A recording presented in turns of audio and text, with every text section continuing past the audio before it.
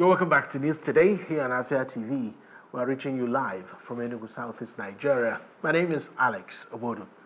Although the next general election in Nigeria is over 2 years and is in over 2 years, the People's Democratic Party (PDP) in Akwa Ibom State has already declared Governor Umo Eno as its sole candidate for the 2027 governorship election.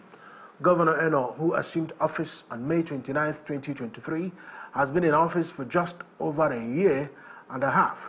The announcement was made by the PDP spokesman in Akwa Ibom, Edwin Ebiese, who shared the statement on his Facebook page on Sunday, January 12th. The PDP's decision was based on what they described as the governor's outstanding performance thus far. On the national scene, amid rising hunger and food insecurity, Nigeria has received a 32-ton shipment of rice from Thailand, providing temporary relief as the country faces a growing food crisis. According to DOCAT, the shipment, the first in a decade, arrived in Lagos with the assistance of DOCAT, the logistics company that arranged the delivery. The rice was exported after Nigeria implemented a tariff moratorium on wheat, corn, rice, and other food crops last year. Although the duty waiver was put in place, food imports have been cautious, with concerns about its potential negative impact on local producers. Agriculture and Food Security Minister Abubakar Kyari announced on Wednesday that the government would allow duty-free imports of wheat, corn, and other essential food crops for 180 days. He also mentioned that imported food would be subject to a recommended retail price to help manage costs. And the Inspector General of Police, Kayode Adeolu Egbetokun, says the police will begin enforcing compulsory motor third-party insurance for motorists nationwide starting on February 1, 2025. Egbetokun made the announcement during a courtesy visit from the Commissioner for Insurance, Mr. Ayo Omosei, at his office in Abuja over the weekend. During the visit, Egbetokun emphasized the importance of motor third-party insurance and confirmed that the Nigeria Police Force (NPF) will be fully enforcing this requirement, along with other compulsory insurance laws from February 1, 2025. In business news now, President of the Africa Development Bank, Akinwumi Adesina, announced that Nigeria attracted $7.6 billion in investment interest at the Africa Investment Forum 2024, which was held from December 4th to 6th in Rabat, Morocco. Adesina, a former Nigerian agriculture minister, shared the update in a statement on his X account over the weekend. He expressed optimism about the positive impact of these investment interests, but did not mention the involvement of several Nigerian state governors at the forum. It is worth recalling that in December 2024, Nigeria's finance minister, Wale Edu, stated that the country requires $20 billion in annual investments to reach its goal of a $1 trillion economy by 2030. And the African Development Bank Group, AFDB, will host the Mission 300 Africa Energy Summit in collaboration with the World Bank Group, the African Union AU, and the Tanzanian government. The summit, which is scheduled to take place in Dar es Salaam, Tanzania on January 27th to 28th, 2025, and will focus on addressing Africa's electricity access challenges. The event will bring together African heads of state, government leaders, private sector representatives, development partners, civil society organizations, and academics to discuss and promote the continent's electrification goals. A key topic of discussion will be the Mission 300 plan, which aims to provide electricity to 300 million people in sub-Saharan Africa by 2030, launched in April 2024 by the AFDB and the World Bank. Mission 300 aims to boost infrastructure investments while implementing comprehensive policy reforms throughout the energy supply chain, with nearly 600 million Africans lacking electricity, which accounts for a huge chunk of the global energy deficit. The summit underscores the urgent need for action. We'll take another break. When we return, we have stories from outside of the country. Stay with us.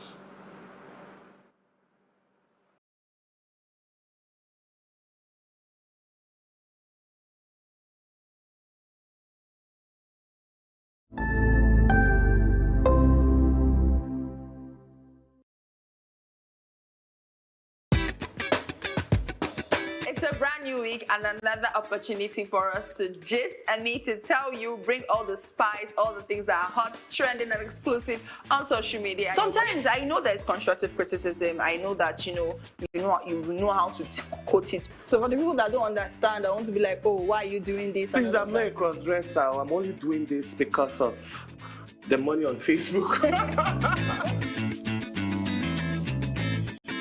There are some people you need to just tell the truth brutally. Let it hurt them. Give it hot. Afia TV official, exclusive every weekday on Afia TV.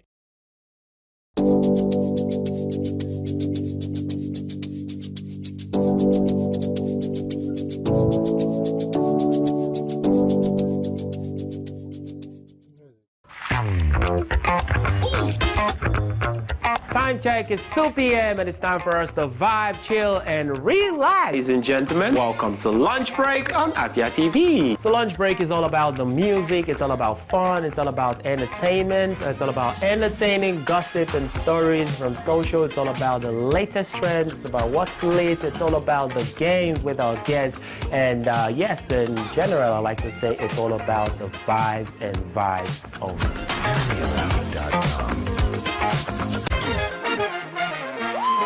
Welcome to Afia TV, your go-to channel for excellent news and incredible shows that keeps you IEI, that is, informed, entertained, and inspired. Need a break? Ladies and germs, welcome to Lunch Break on Afia TV. Join Choco to vibe and chill on Lunch Break at 2 p.m. for the latest trends in music and entertainment. Not like I have big money. Dive into the world of innovation and creativity with Rochelle on Unka. It means art in English. Where creative minds and groundbreaking ideas come to life. Tune in every weekday at 8 p.m.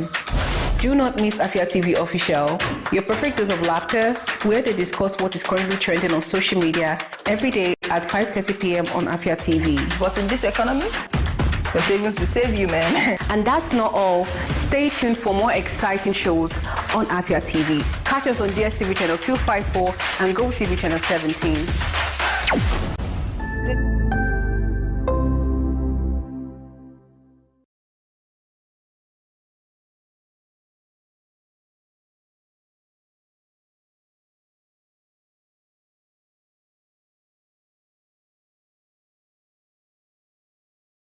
Welcome back to Afia TV News Today. We're reaching you live from Enugu, southeast Nigeria.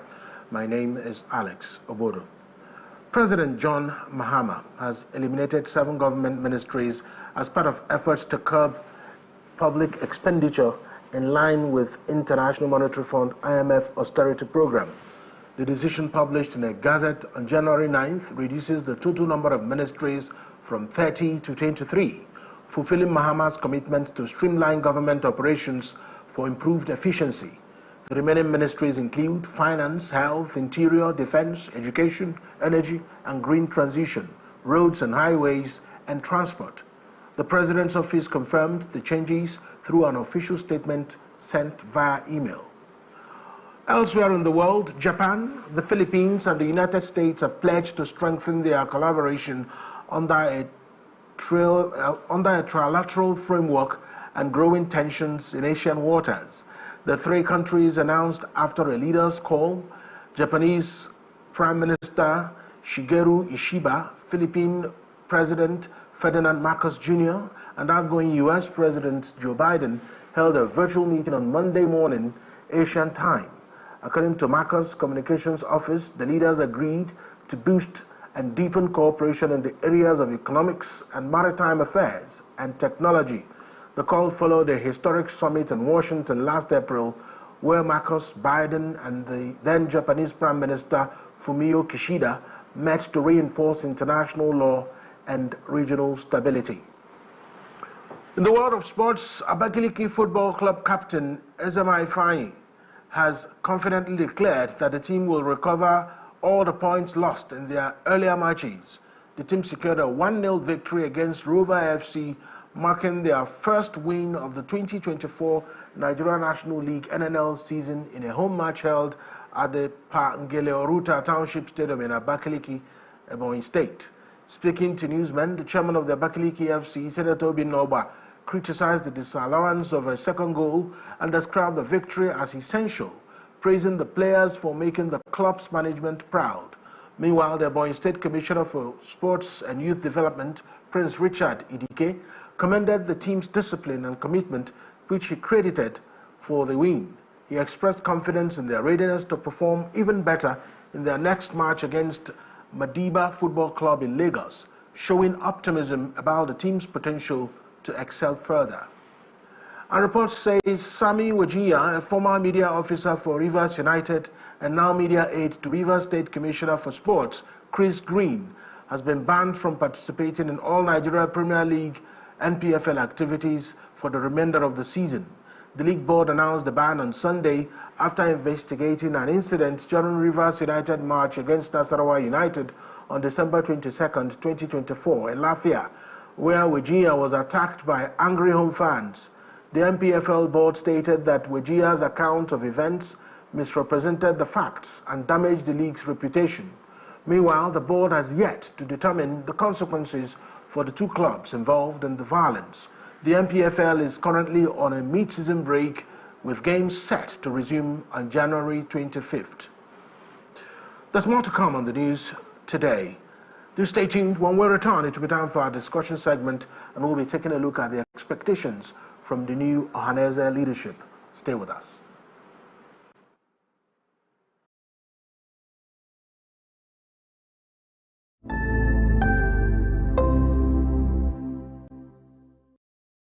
Good evening to you, viewer, and welcome to Women in Business, a show that profiles women, executives, and even the next door store owner, showcasing Igbo greatness to the world. I started always obsessed with books ever since I was a child. The stress of always converting naira to dollar and... An incompetent means an incompetent person.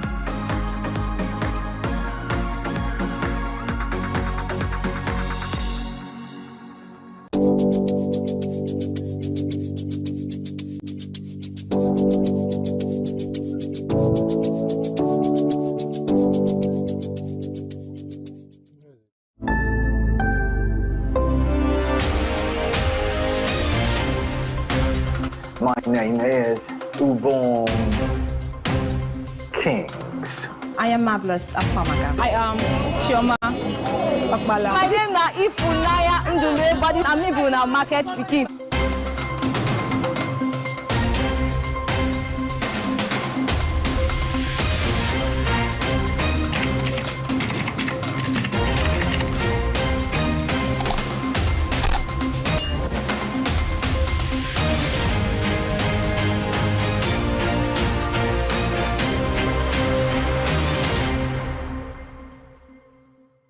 What are your thoughts on the spate of sex for grades in Nigerian universities?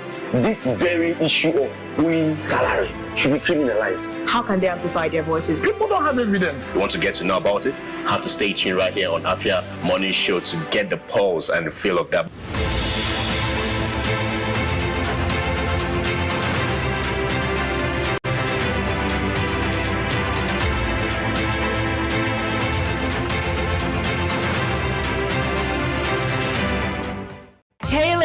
Join us on Gyna Plus every Wednesday at 6 p.m. right on Afia TV, DSTV channel 254 and GoTV channel 17, where we will delve into health issues affecting girls and women in society. Breastfeeding doesn't even cause breast life. The frequency of breastfeeding means the approach you take to make sure that your well-being is maintained.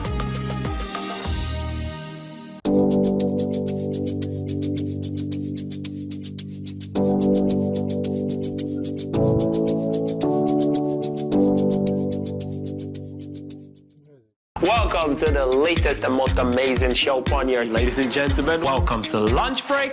You don't sing along. I did single. For real. You're not a backup singer. That's what they do.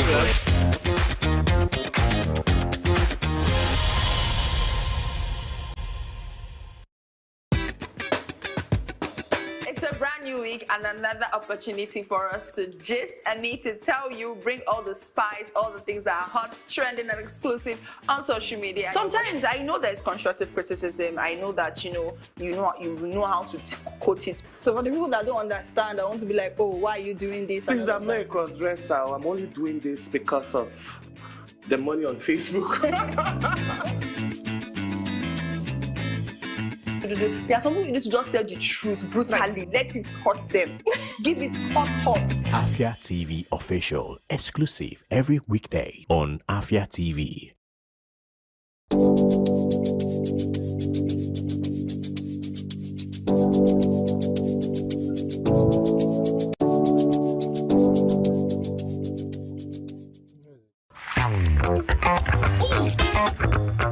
Time check, it's 2 p.m. and it's time for us to vibe, chill, and relax. Ladies and gentlemen, welcome to Lunch Break on Afia TV. So Lunch Break is all about the music, it's all about fun, it's all about entertainment, it's all about entertaining gossip and stories from social, it's all about the latest trends, it's about what's lit, it's all about the games with our guests, and yes, in general, I like to say it's all about the vibes and vibes only.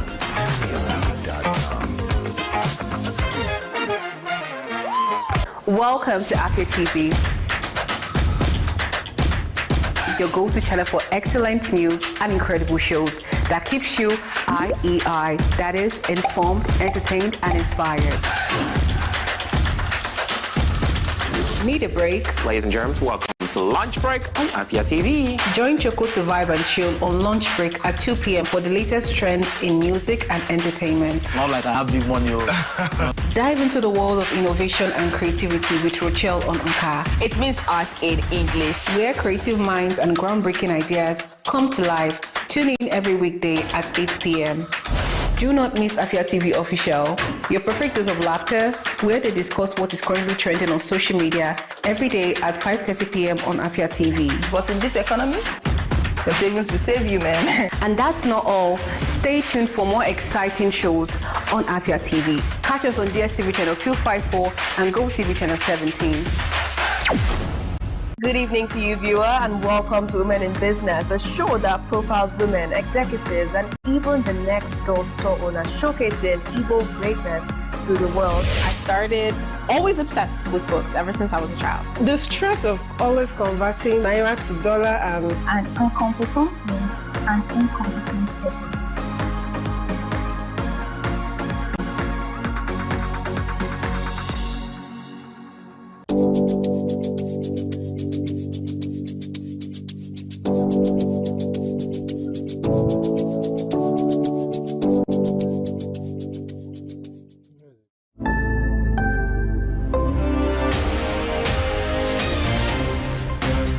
My name is Ubon Kings. I am Marvelous Apamaga. I am Chioma Akbala. My name is Ifunaya Ndule, but I'm living in market speaking.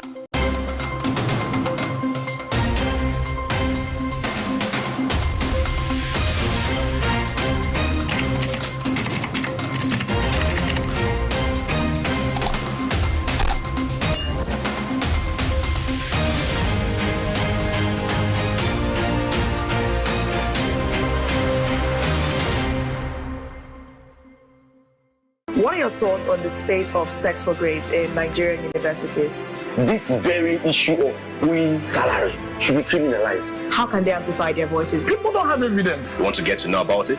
Have to stay tuned right here on Afia Morning Show to get the pulse and the feel of that.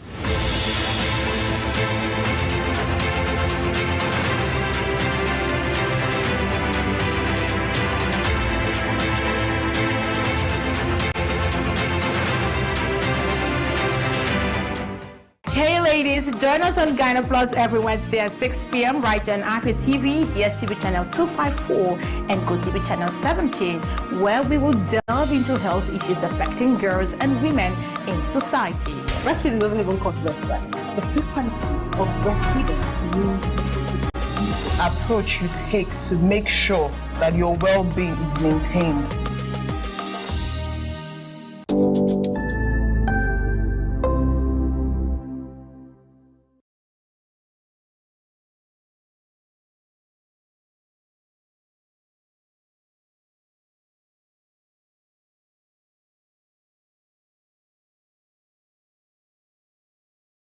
You're welcome back. This is the Afia TV News Today, the discussion segment. And this afternoon, we're taking a look at the expectations from the new leadership of the Ohanaeze Ndigbo, led by the new PG, Senator John Azota Mbata. And of course, you know that the new executive will be elected. Deputy President is Oke Nwadinobi. General Secretary or Secretary General is Engineer Meka Sibudu. Deputy Secretary General is Dan Okenyi. Vice President General Omife Jidofo. Vice President General Chief John Duru. Vice President General Dr. Ngozi Olejeme. Vice President General Dr. Peter Mbam. Vice President General Professor Fred Eze. National Treasurer Dr. Peter Chidera Aneke. Assistant National Treasurer Nnanna Nwankwo. National Financial Secretary Charles Carlo Nkata. Assistant National Financial Secretary Jane Nwanga. National Publicity Secretary Dr. Eze Chukwu Eze. And Assistant National Publicity Secretary Mazi Bismarck Oji. National Legal Advisor Barrister Okayago Ogada. Assistant National Legal Advisor Barrister Chizoba Iheka. That's the list of the people that we elected at the Old Government Lodge in Enugu on Friday during the Ohanaeze General Assembly. And I am joined this afternoon on the news today by Chukwuma Ephraim Okenwa. He is the Executive Director, Lead Network Africa, and the convener of the Concerned Igbo Stakeholders Forum. Thank you so much for joining me. So there we have it. We have a list of people who are there. I was there. I covered it for the station, and they emerged. So the expectations are varied, but they are definitely high. We have seen some level of unprecedented interest in Ohanaeze affairs. I think this is the first time after an Ohanaeze election that you have a media buzz around it. First of all, what do you think about it before we go into what your expectations are? So the media buzz, actually, there are many things that account for that. First will be like the controversies surrounding the rightness of the processes followed in the emergence of Mbata, because there was also like another election in Port Harcourt with Uche Okuku still laying claim to the presidency of Ohanaeze Ndigbo. Secondly would be that the one name before the war, you know, the phrase we've always used to refer to, you know, our Igbo brothers who are in Delta and in Port Harcourt, yes, we all together identified as one before the war. And after the war, there was that concern of, are we truly one, right? So the case of what happened between Austria and Germany became our case. That after the World War, you know, Austrians do not identify with Germans. Interestingly, Hitler was actually an Austrian, right? You know, but the Germans will tell you that the greatest achievement of Austrians is to make Beethoven, who was a musician, an Austrian, and Hitler, a German. So today, historically, people see Hitler as a German, but all of these people are all one. So the Ikweres today, in today's Nigeria, for several years there have been that argument. In fact, this afternoon I saw like a group, you know, calling that, you know, the new president should step down, that the Ikweres are not Igbos. The Ikwere youths? Yes, you know, like that they are going to lead a protest and all the rest of it. So it's also like really very interesting to answer the question, are Ikweres Igbos? Hey, Ikwerugo finally, right? Because what this now shows is that it's like an endorsement, and it's a two-way issue. Because some youth from their community is saying, well, this is expansionism. Igbos have, through this position, lured, you know, Ikweres into the fold. And then, but the other dimension to it could also now be that if Ikweres do not see themselves as an Igbo, this could also be like an infiltration of our agenda and like youthfulness of people. So we see like all of the things that are emerging, but interestingly looking at the merits, the credits, the capabilities of those that emerged is also very vital at this particular point. All right, now that you've mentioned this, let's just thrash it a bit before I go to the expectations, because at the end of the day, the Ohanaeze Constitution was very clear. The Ohanaeze Constitution identifies the Igbo enclaves in southern Nigeria. It didn't, there's no talk about whether you agree that you are Igbo. If you are Igbo speaking, you are by default a member of Ohaneze, whether you identify or not. And they have been rotating the presidency that way. It's not something that started on Friday. The constitution was not written on Friday, last Friday, when that election held.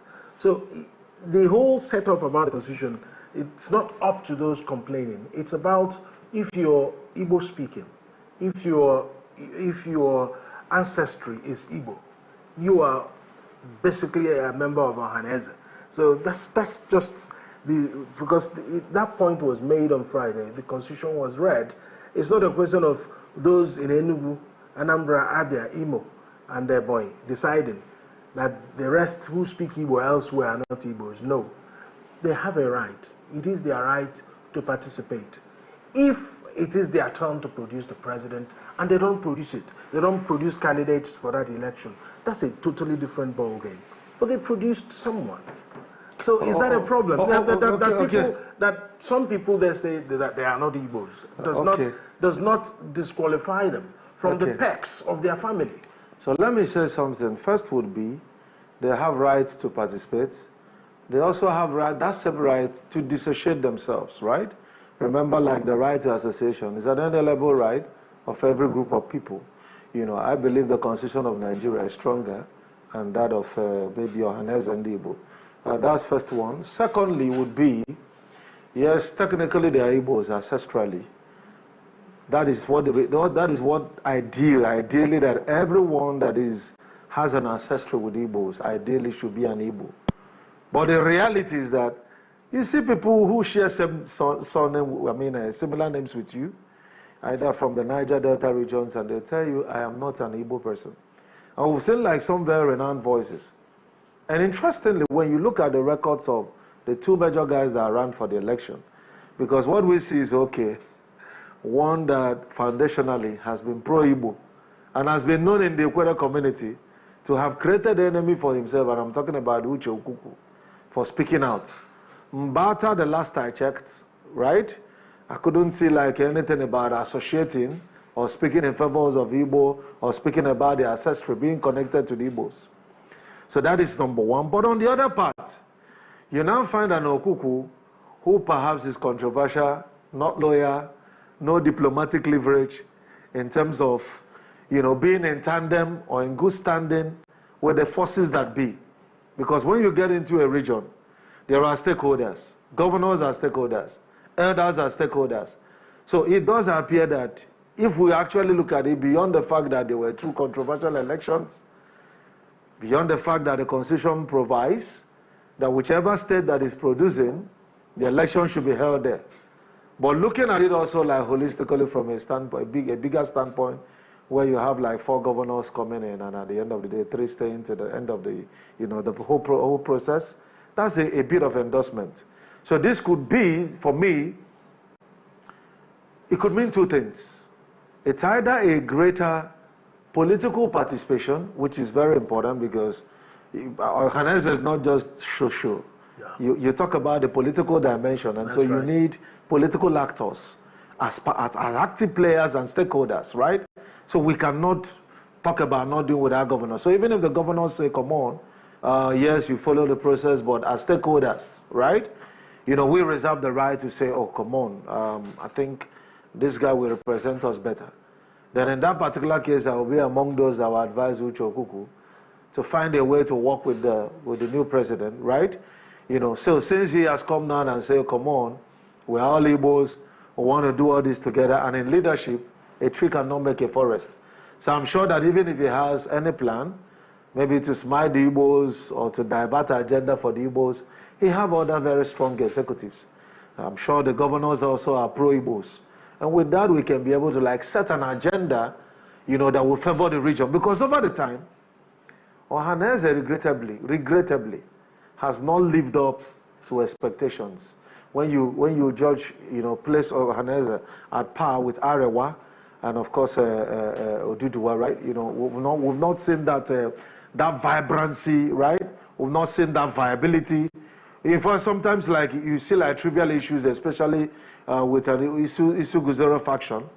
Perhaps this may make it the third faction now if Uche Ogwugwu actually goes ahead, because that guy is just there for the media and does Tinubu today and does, whatever thing. It has just almost become like an arm to endorse things that, there is that dissatisfaction in the Southeast, right? So you just hear a voice saying on behalf of Igbo people, we're endorsing this. We are appreciating, we are congratulating Tinubu, we are doing all of this, and I really think that does not serve the interest of the region.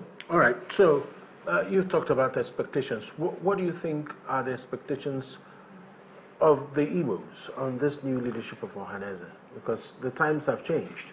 Yes. So this first and foremost would be, I see that as Igbo Renaissance.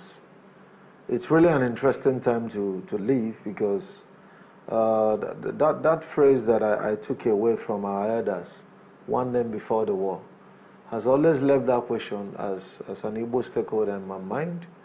When will the Igbos truly reunite, stand together as one voice? I mean, I've had like platforms where I had to take pride in the Elumelus of this world or Konjiwal, and somebody reminds me they are not Igbos. It's really, you understand, quite an offensive one, because they share Igbo names, they can speak Igbos. I mean, they're entrepreneurial like Igbos and, truly represent us. And then you tell someone else, so if they are not Igbos, then who are they? And then you begin to hear some small names. So I want to tell like all those persons in the Niger Delta regions who want to become an empire overnight, is that it is better to be small part of something big than to be the whole part of something small. So identifying with a structure and building up, not just a structure that is new, it's not a new dimension. We've always been together before the Civil War, right? Broker. So this could be like an opportunity to reunite as a region. Secondly, it's not that the governors are all coming into it. Now, I want to take that with a pinch of salt, because the most politically diverse geopolitical region is the Southeast, right? Where we have all of the major political parties only in one state, and in the case of APC, 2 states. So anybody now trying to say that in the Southeast don't like APC, well, experimentally or empirically, we can afford that. Whichever way it happened, what we know at the moment is that APC have 2 states, Labour 1, PDP 1, ABGA 1. There's no politically diverse region like that, right? So the question will be, now the political dimension is coming into the socio-political reality. How will that all play out?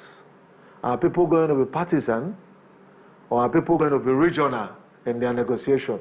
Is this going to be like an opportunity to harmonize the strength, irrespective of political parties, and form a common front to speak with one voice on the core major things that affect Igbo land? We want to see like core major things that affect our region, ability to negotiate, speak with one voice. I mean, we can learn the models of Arewa, all right, and Oduduwa. I mean, everything is replicable, right? Find out where do you hear these voices. But it's not all the time that those people speak with one voice. Even in the case of the Odua people, whatever. Yes. They also have some level of factionalization. Remember, Padevanjo and the other man, they had a bit of a tug of war as to who was in control of the, I don't know why I forget that group now, but sometimes they don't quite speak with one voice.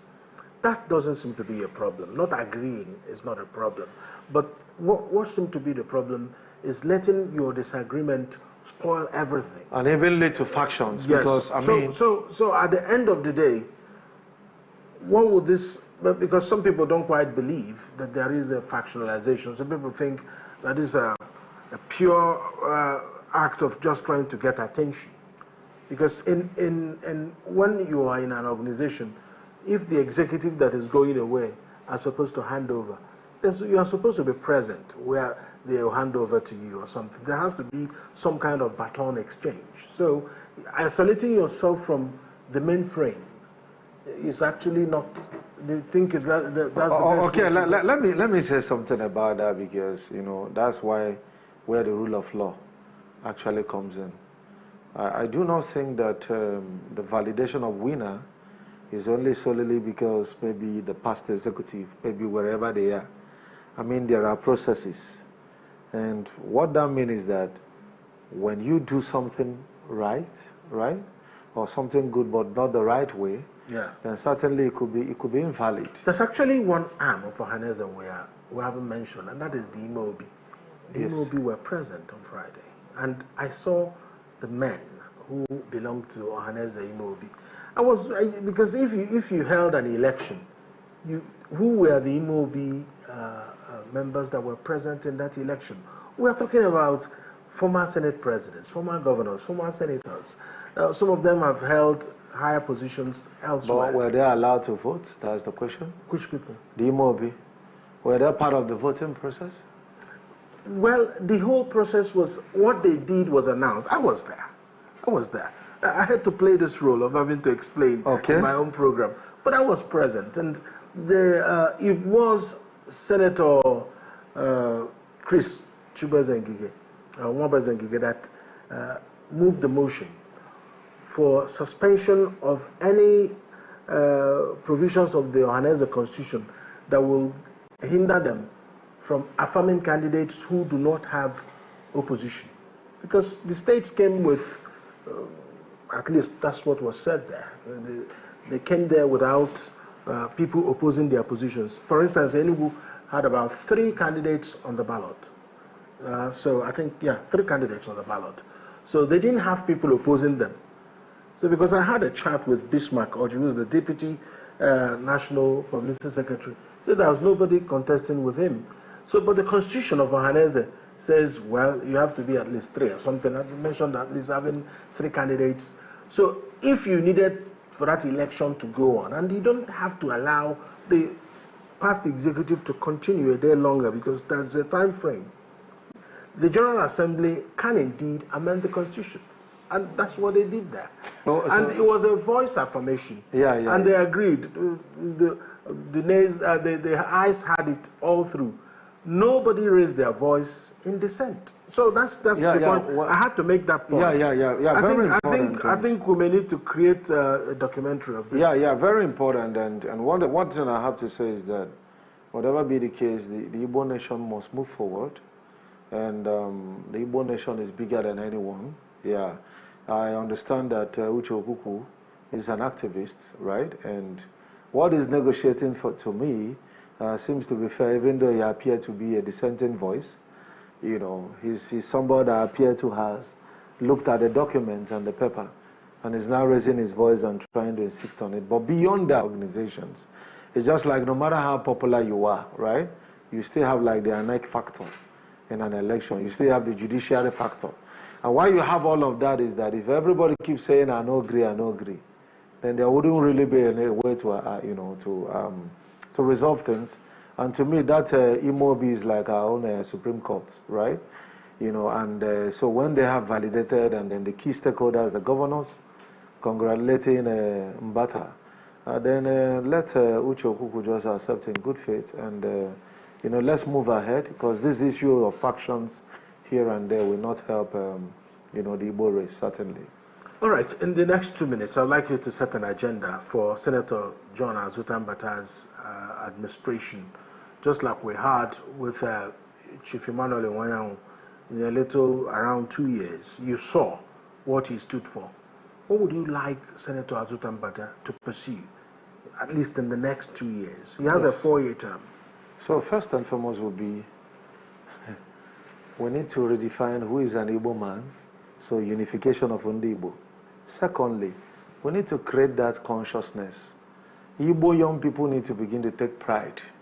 It's very typical of Igbo, who don't live in Igbo land, and even beyond the shores of the country. So rather than answering Chokoma, I would prefer to use my English name because of our substance, right? That should change. Your first name should be your Igbo name, and you should take pride in your origin. And then there should be that continued advocacy of our Kulono, right? 4 is not in terms of the nationhood. We don't want to remain at the level of seeing ourselves as those being marginalized and oppressed. You know, there should be that deliberate effort to bring in the Igbos to the forefront where we can negotiate, stand equal with our contemporaries as co-stakeholders, as co-owners of Nigeria, and not as tenants. So at the end of the day, he will need to reach out, brother. Certainly. So you think he should reach out to Uche Okuku, who's his brother, right? Yeah, certainly he should be able to do that, right? He should be able to do that, and Uche should be willing, because at the end of the day, it is all about Ndigbo, right? So if the owners, if the key stakeholders have said, okay, oh, you are good enough, oh, we know that you love us, oh, we know you've been advocating, but come on, let's give this guy a chance. Just accept it. Some days are like that. You know, there are some things that we can't change, right? Oh, you so much love, you so much served as secretary, and then you know how much you love Igbos, you know how docile the other guy has been, and at the end of the day, it fell on his laps. Yeah. So just work with him. Like having 5 states and others have 6 and 7. You understand? Yeah. Some days are like that, actually. Absolutely. Yeah. I do have to thank you so much for your perspectives on the news today, as always. Chukwuma from Okenwa, the Executive Director, Lead Network Africa, and the convener of the Concerned Igbo Stakeholders Forum. Thank you. You're welcome. As always. And to end the news, here is a recap of our top stories. The Abia State Task Force has dislodged illegal traders in Aba, confiscates property. On the national scene, we told you that Nigeria has received 32 tons of rice from Thailand as hunger bites harder. In business news, the Africa Development Bank Group, World Bank, Africa Union is to host Africa Energy Summit in Tanzania. On the foreign scene, we told you that Japan, Philippines, United States have vowed to deepen cooperation in the face of China's behavior. And that's the news today. Do follow us on all our social media handles at Afia TV Official. Many thanks for joining me. Good afternoon. My name is Alex Obodo.